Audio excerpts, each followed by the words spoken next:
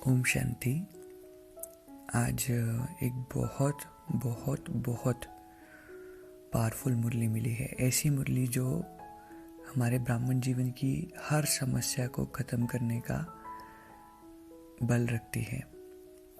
इसीलिए I would suggest कि ये जब भी आप सुने इस ऑडियो को तो थोड़ा एकांत में, थोड़ा मनन चिंतन के साथ सारी बातें साइड में रख के, क्योंकि काम करते करते सुनेंगे तो कुछ बातें मिस हो सकती है।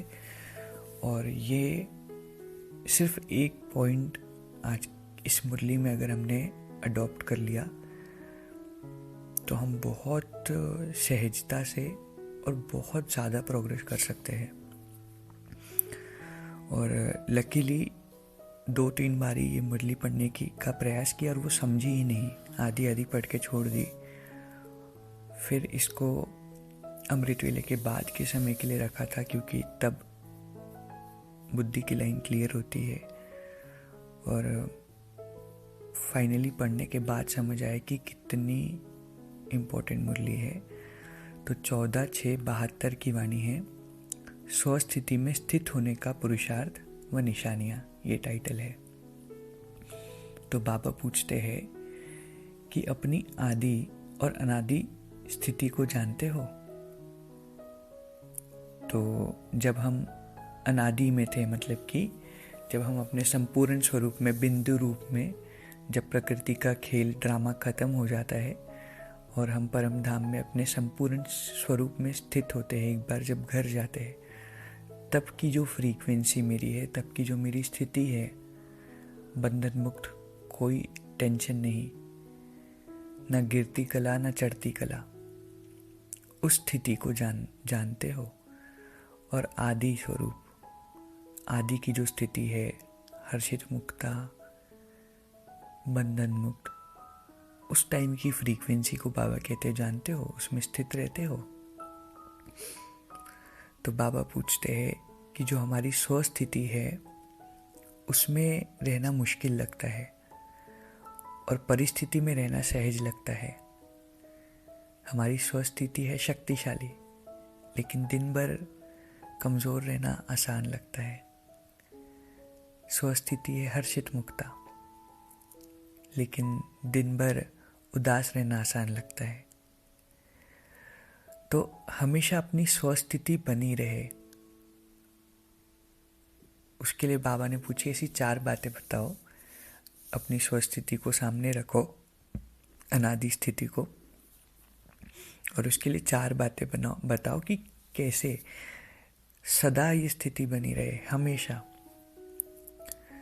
तो उसके लिए बाबा ने 4 बातें बताई कि हमेशा हेल्दी रहो, वेल्दी रहो, होली रहो और हैप्पी रहो। ये 4 बातें अगर आपके अंदर है तो आप स्वस्थिति में टिक सकते हो। अब हेल्दी मतलब कि क्या?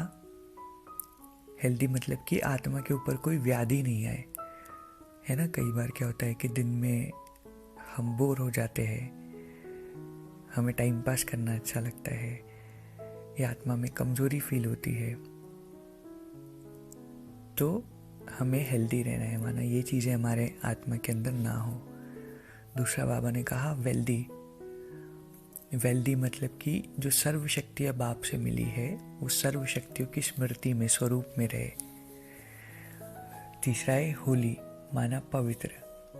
एक भी बाबा कहते हैं कि अपवित्र संकल्प नहीं आए, ऐसी स्थिति। और ये 3 बातें जब रहेगी, कौन सी? हेल्दी, वेल्दी और होली, तो हैप्पीनेस आ जाएगी, अपने आप आ जाएगी। तो टोटल ये 4 बातें जब हमारे अंदर रहेंगी तो हम स्वस्थिति में टिकेंगे। अब ये बातें सुनने के लिए तो ठीक है कि 4 बातें मेरे अंदर रहे, पर ये 4 बातें मेरे अंदर आए कैसे? तो बाबा पूछते ये चारों कैसे रहोगे आप हर मोमेंट पे। एक होता है कि जब अच्छा चल रहा है, सब कुछ इजी है, कोई परिस्थिति नहीं है, तब अच्छी स्थिति में रहना। लेकिन बाबा तो निरंतर अच्छी स्थिति में कहते हैं। इवन दो बाबा जानते हैं कि ये कलयुग का समय है, परिस्थितियाँ है, विकर्मों का इतना बोझ है, फिर भी कैसे हम हमेशा अपनी स्वस्थिति में टिके रहे, कैसे वेल्दी, हेल्दी, होली और हैप्पी हर मोमेंट पे रहे। तो बाबा ने कहा अब इसका कोई सहज पुरुषार्थ बताओ। आप सहज दिखिए, सहज पुरुषार्थ। अब पुरुषार्थ भी करना है इतना बड़ा कि हमेशा खुश रहे, और उसके लिए बाबा पुरुषार्थ पूछ रहे हैं सहज। तो बाबा कहते हैं कि जैसे आधा कल्प आपने इतना सहज जीवन बिताया सतयुग में और त्रेता युग में, तो आपको तो संस्कार है एकदम ईजीनेस के, और थोड़ी सी भी परिस्थिति आती है इसीलिए आप हिल जाते ज़्यादा हो, क्योंकि आपको ईजीनेस पसंद है। ब्राह्मणों को परेशानी ज़्यादा होती है क्योंकि हमें इजी लाइफ बहुत पसंद है। तो इसीलिए बाबा ने इजी पुरुषार्थ पूछा, सहज पुरुषार्थ पूछा। तो अब बाबा का मास्टर श्लोक देखिए कि जैसे आप निराकार और साकार दोनों हो, मतलब कि निराकार आत्मा इस साकार शरीर में हो और इसके कॉम्बिनेशन से ही आप कोई भी कार्य कर पाते हो, ऐसे ही निराकार शिव बाबा और साकार ब्रह्मा बाबा को सदा सन्मुख रखो, सदा अपने साथ रखो। तो बाबा ने कहा एक अकेले निराकार को भी नहीं रखना है और एक अकेले साकार ब्रह्मा को भी नहीं रखना है, दोनों कंबाइंड रूप में सदा मेरे सन्मुख हो, ये मेरा पुरुषार्थ हो। तो जैसे लौकिक में भी मैं कोई काम करता हूँ, मैं डॉक्टर हूँ या मैं पढ़ाता हूँ या मैं टीचर हूँ या मैं स्टूडेंट हूँ, और मेरे साथ में कोई है जो मुझसे सीनियर है, अगर वो मेरे साथ है तो कोई भी काम मैं उनसे अगर वेरीफाई करा करके करता हूँ, है ना, तो मुझ में वो निश्चय रहेगा कि चलो ये काम सही हुआ और मैं निश्चिंत भी रहूँगा। तो ऐसे ही बाबा कहते हैं कि वेरीफाई कराने से जैसे निश्चिंत रहते हैं, ऐसे ही आप ब्रह्मा बाबा शिव बाबा को कंबाइंड स्वरूप में सामने जब रखेंगे तो हमारा बाबा से ऐसा संबंध होगा कि हर बात हम बाबा से शेयर करेंगे और एक तरह से वो वेरीफाई होगी, और अगर वो वेरीफाई होती है तो कोई भी मिस्टेक हमारे से नहीं होगी। तो बाबा कहते हैं कि वर्तमान में जो आत्मा के ऊपर सबसे बड़ी व्याधि है ना, सबसे बड़ी कमी है, वो वेस्ट थॉट्स की है। वेस्ट थॉट्स आते हैं तभी हम हमारी स्थिति को खो देते हैं। तो बाबा चाहते हैं कि हमेशा हमारे समर्थ संकल्प चले, मतलब कि अगर कोई परिस्थिति भी है और उसका भी चिंतन कर रहे हैं तो बाबा कहते हैं कि वो वेस्ट है, उसके बारे में भी सोचना नहीं है ज़्यादा। तो सबसे बड़ी व्याधि है व्यर्थ संकल्पों की, है ना, और उससे अगर मुक्त होना है तो हमको बाबा को सन्मुख रखना है, शिव बाबा और ब्रह्मा बाबा को हमेशा। तो बाबा कहते हैं अगर ऐसा आपका अभ्यास हो तो आपको प्रैक्टिकल में अनुभव होगा कि सचमुच हर कर्म आप बाबा से वेरीफाई करवा रहे हो। प्रैक्टिकल में अनुभव होगा, बाबा कितनी अथॉरिटी से कहते हैं। तो ये प्रयोग हमको करके देखना है। तो बाबा कहते हैं कि साथ में रखना मुश्किल क्यों लगता है? जब बाबा को जान लिया, पहचान लिया कि यही भगवान है और मान भी लिया, तो भी मुश्किल क्यों लगता है? अब देखिए बाबा रीज़न भी बता रहे हैं। एक तो बाबा ने कहा कि साथ रखना है, लेकिन साथ छूट क्यों जाता है? बाबा का हम हमेशा हाथ क्यों नहीं पकड़ पाते? क्योंकि मर्यादा में नहीं रहते। तो बाबा कहते कि सीता को भी रावण क्यों लेकर गया? क्योंकि सीता ने मर्यादा की लकीर पार की। तो मर्यादा की लकीर पार करना चंद्रवंशी सीता का काम है, सूर्यवंशी लक्ष्मी का नहीं। और हमें तो सूर्यवंशी बनना है, तो हमें मर्यादाओं में रहना है। जब हम मर्यादाओं में रहेंगे तो हमारा हाथ बाबा से कभी नहीं छूटेगा। तो बाबा कहते हैं कि जो शूरवीर होते हैं वो कभी किसी के वश नहीं आते। हम क्या होता है, माया के वश में चले जाते हैं, आकर्षण में चले जाते हैं। इसलिए ये अभ्यास भी दिन में बहुत ज़रूरी है, 4 बार 5 बार, कि मैं आकर्षण मुक्त आत्मा हूँ। आत्मा को तो, आँखों को तो प्लेजर चाहिए, सुख चाहिए उसे। जहाँ सुख मिलेगा वो वहाँ भटकेगी। इसीलिए बाबा से हमें इतना प्लेजर मिले, इतना सुख मिले कि नेचुरली हमारी दृष्टि और कहीं जाए ही नहीं। अगर मुझे पेस्ट्रीज पसंद है और मैं केक की शॉप में जाता हूँ और एक पेस्ट्री मुझे नज़र आती है, तो मेरी नज़र ऑटोमेटिकली उसकी तरफ जाएंगी, क्योंकि उससे मैं प्लेजर डिराइव करता हूँ। और उससे भी बहुत सुंदर एकदम चॉकलेट मुझे पसंद है और चॉकलेट वाली सजी सजाई बड़ी पेस्ट्री दिखेगी, तो नज़र उस पेस्ट्री की तरफ पहले जाएगी और जो दूसरी नॉर्मल पेस्ट्री उसकी तरफ शायद बाद में।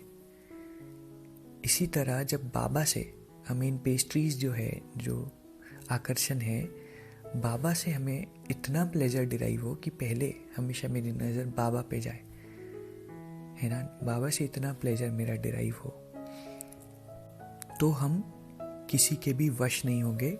इसी को शूरवीर कहा जाता है। तो हमें सूर्यवंशी लक्ष्मी बनना है, मर्यादा की लकीरों में रहना है, तब बाबा का हाथ और साथ रहेगा।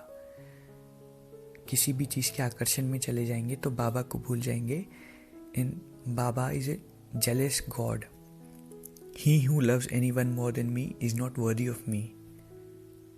बाबा इज ए jealous God. उनको पसंद नहीं है कि हमारा मन, हमारा चित्त, हमारी वृत्ति बाबा के अलावा कोई कहीं और जाए।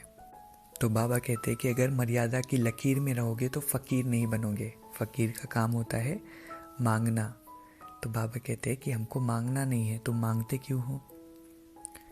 तो समय पर हमें जो शक्ति, बाबा कहते हैं, अनुभव नहीं होती है, उसका कारण है कि हम हमेशा बाप दादा को सन्मुख नहीं रखते हैं।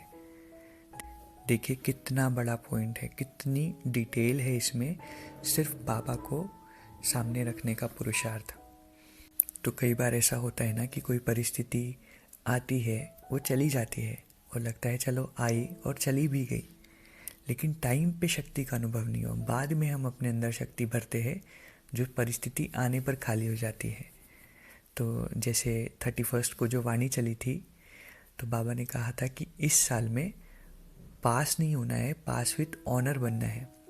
तो परिस्थिति आई और चली गई और मेरी शक्ति डाउन हुई, तो चलो पार तो कर ली, पास तो हो गया, लेकिन पास विथ ऑनर नहीं हुआ। तो पास विथ ऑनर भी होने का जो पुरुषार्थ है वो बाप दादा को सन्मुख रखने का है, उससे पास विथ ऑनर बनेंगे। कितनी ब्यूटीफुल ये अंडरस्टैंडिंग और कितनी ब्यूटीफुल ये वाणी है बाबा की।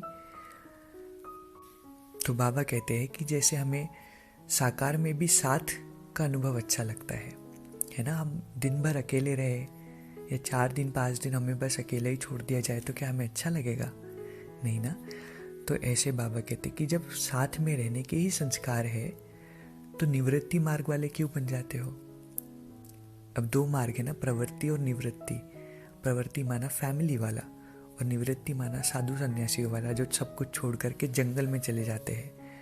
तो जो हम तो प्रवृत्ति मार्ग वाले हैं, सतयुग में भी प्रवृत्ति में रह करके विश्व पे बादशाही करेंगे। तो बाबा कहते हैं कि निवृत्ति वाले क्यों बन जाते हो? आप ही तो निवृत्ति मार्ग वालों को इतना ठोकते बजाते हो कि साधु सन्यासियों को कहते हो कि आपको तो कुछ भी प्राप्ति नहीं है, आप तो बस जंगल में चले जाते हो। तो बाबा पुराने दिनों को याद कर रहे हैं कि पुराने दिनों में ऐसा कहा जाता है कि निवृत्ति मार्ग से तो मेहतर होना बेहतर है। तो बाबा कहते हैं जब ये मेहतर से भी खराब मार्ग है निवृत्ति मार्ग, तो आप निवृत्ति वाले क्यों बन जाते हो? अब निवृत्ति वाला बनना माना बाबा का हाथ साथ छोड़ना, निरंतर बाबा मेरे सन्मुख हो, ये मेरी प्रैक्टिस हो। तो जैसे निवृत्ति मार्ग वाले जंगल में जाकर बस ढूंढते रहते हैं, ऐसे ही जब हम बाबा का हाथ और साथ छोड़ देते हैं तो हम भी माया के जंगल में जाकर के कोई ना कोई सहारा ढूंढते हैं।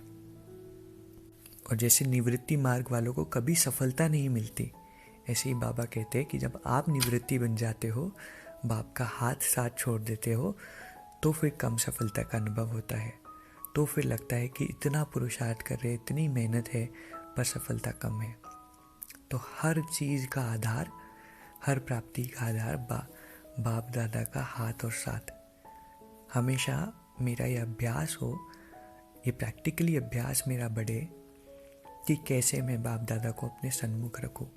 हर कर्म करते, बोलते, पढ़ते, लिखते, काम करते, ऑफिस में, क्लिनिक में, स्कूल में, बाबा मेरे साथ हो।